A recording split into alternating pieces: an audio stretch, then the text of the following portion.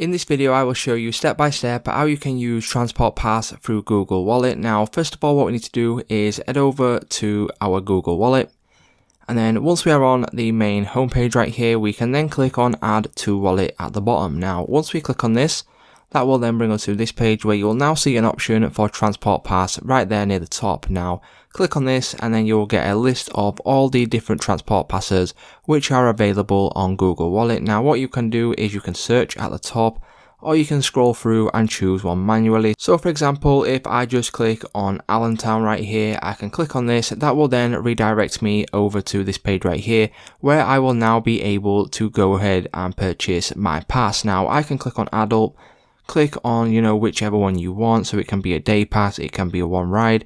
So I will click on day pass, click on select. And then once you do this, you will then be able to see the price of this, and then you will then be able to sign in and purchase this to use through your Google Wallet.